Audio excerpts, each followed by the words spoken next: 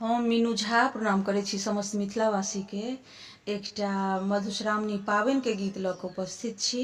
संग दऽ रहल श्रीमती ललिता झा। आशा करै छी अहाँ सबके नीक लागत।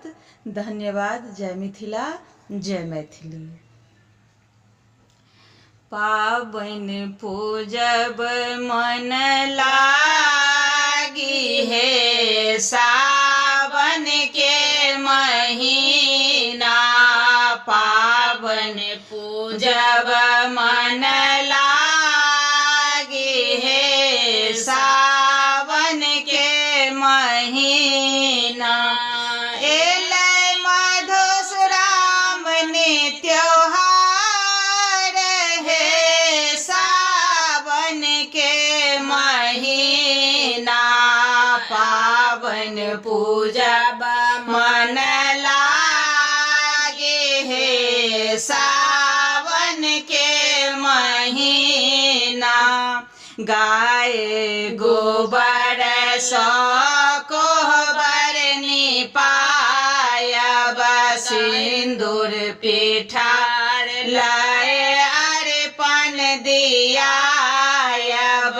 गाय गोबर सँ कोहबर निपायब सिंदूर पिठार लय अर्पण दियायब। और सजायब अहे बात हे सावन के महीना।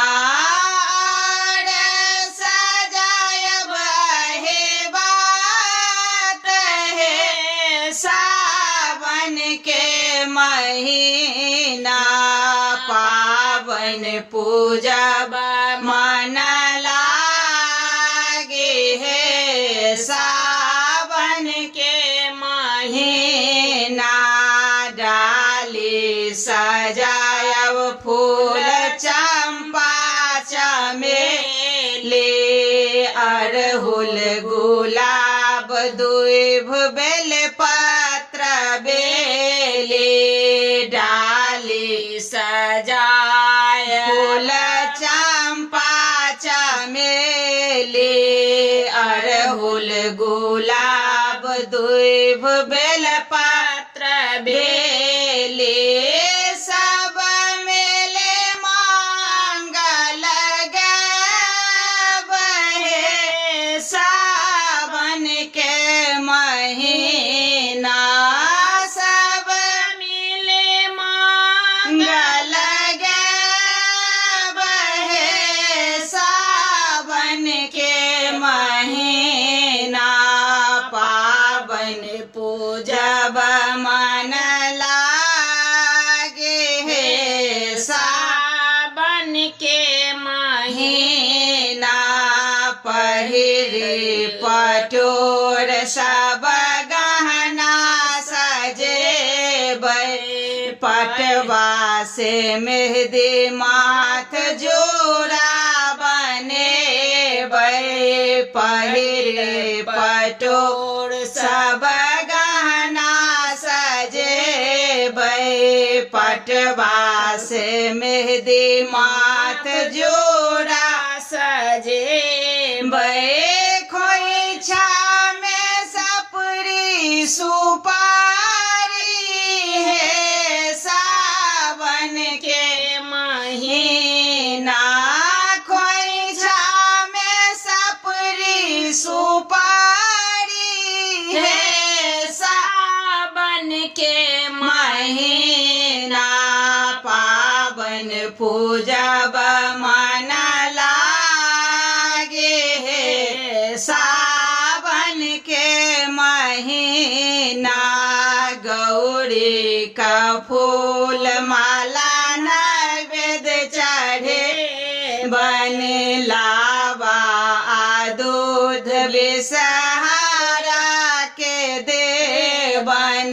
गौरी का फूल माला नैवेद्य चढ़े बन लावा आ दूध विषहरी के चढ़े बनी मांगब अखंड सोहा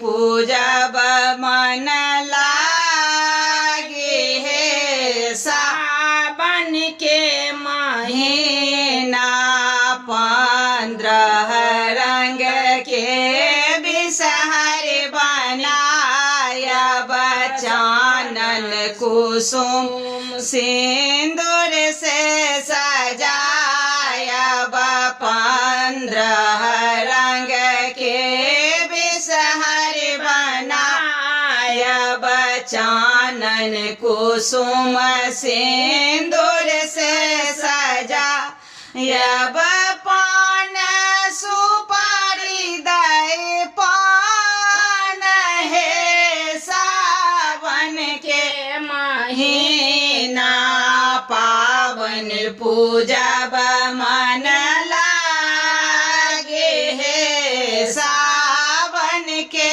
महीना मना के पात पर पिठार लाले खायब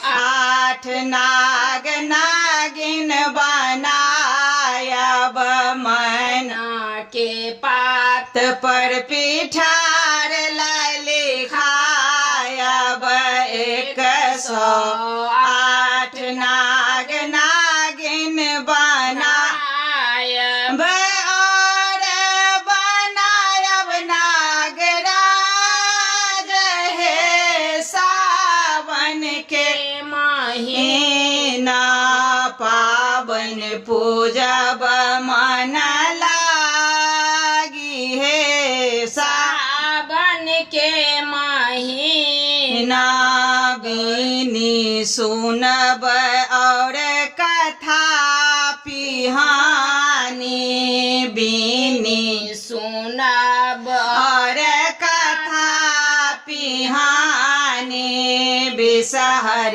जन्म सो राजा सागरक कहानी बिसहर जन्म सो राजा सागरक कहानी मांगब नैहर ससुर परिवार हे सावन के महीना पावन पूजब मन लागे हे सावन के महीना गौरी गणेश अखंड सौभाग्य देथिन धन भव बिसहर शिव जी देथिन सब मिली करो जय जयकार हे सावन